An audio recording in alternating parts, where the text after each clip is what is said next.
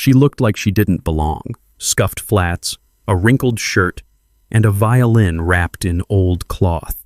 Laughter erupted the moment she stepped in. Did janitorial staff get lost? Is this a music audition or a charity casting call?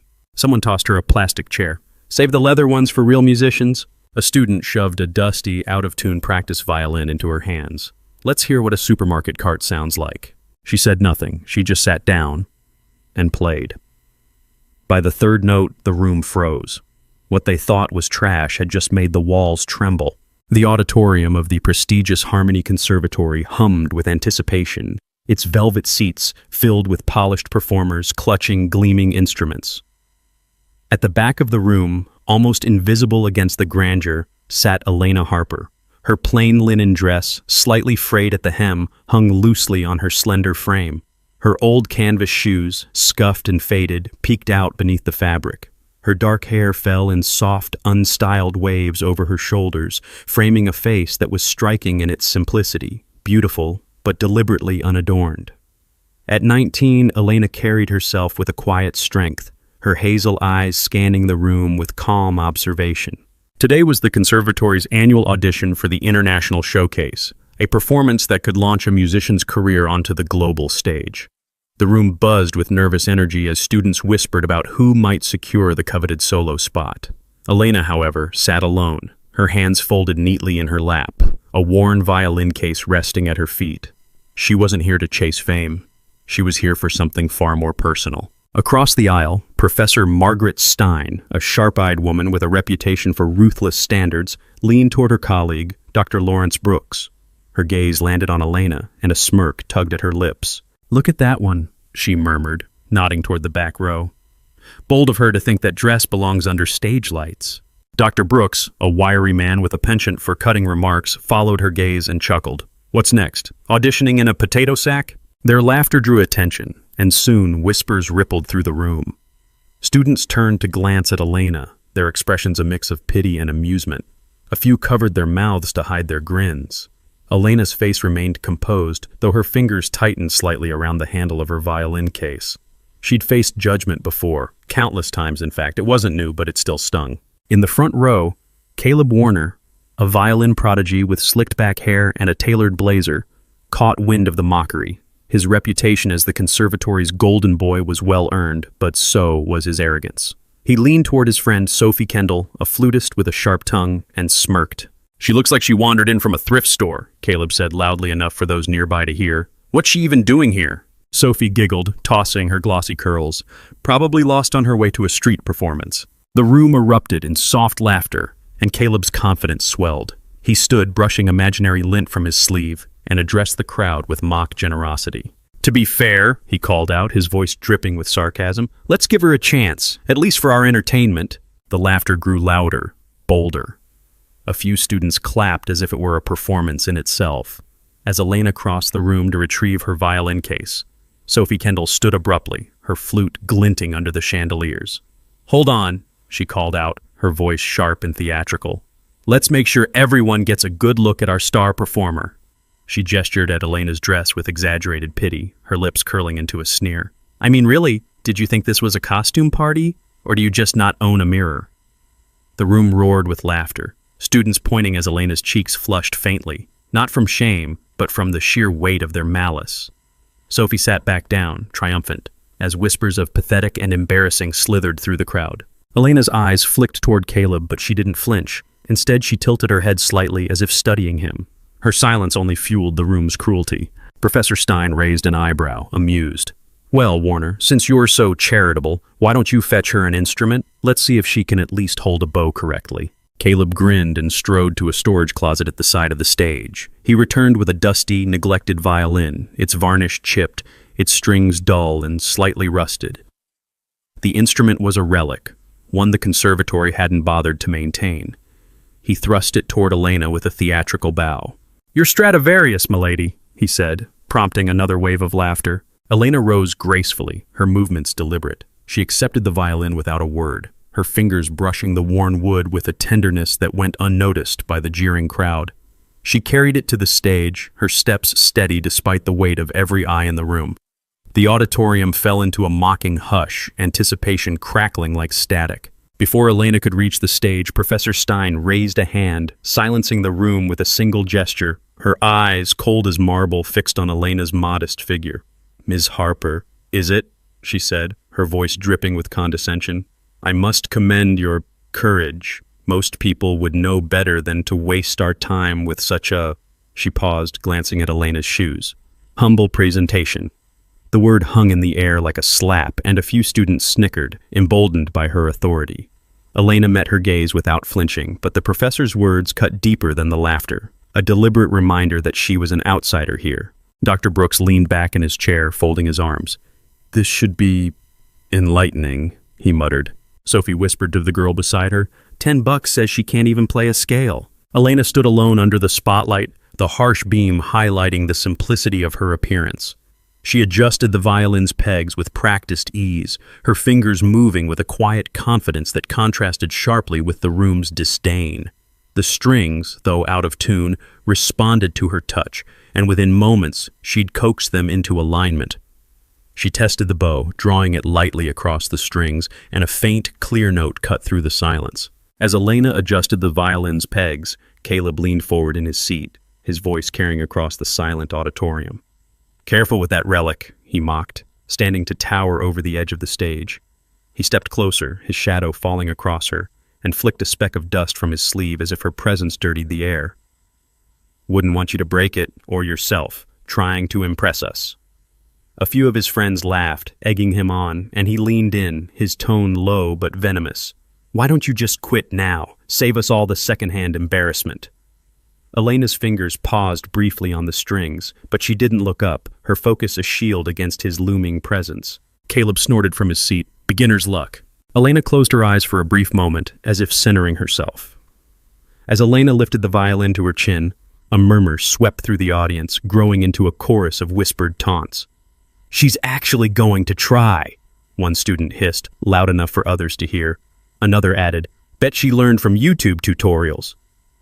Someone in the back row mimicked a screeching violin, drawing stifled laughter that spread like wildfire. The sound swelled, a collective cruelty that seemed to press against Elena from all sides, daring her to falter.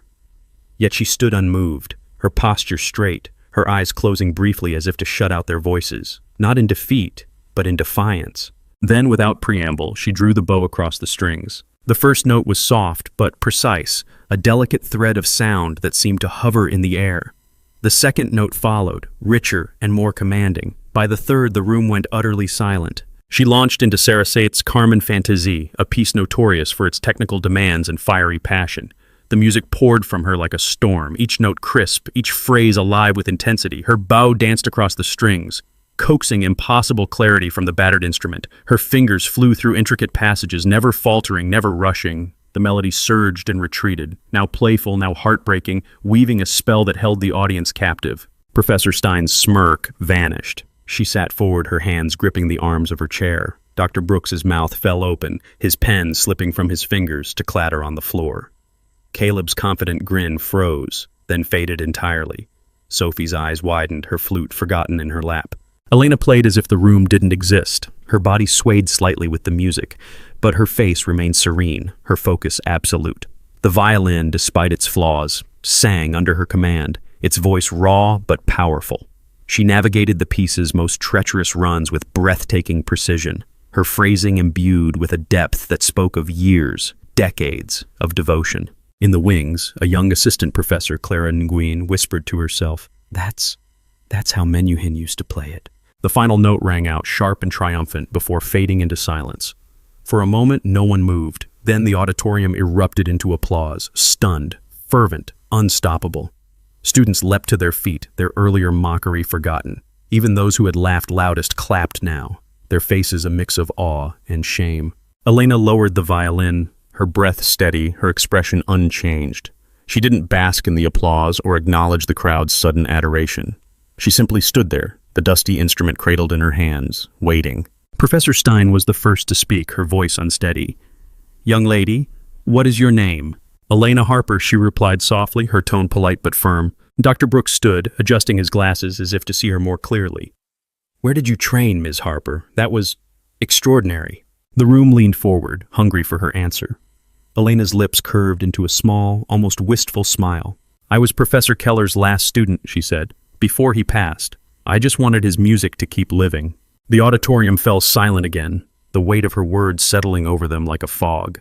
Professor Samuel Keller had been a legend, a reclusive genius whose performances had redefined the violin for a generation. He was notorious for refusing formal students, claiming no one was worthy of his time.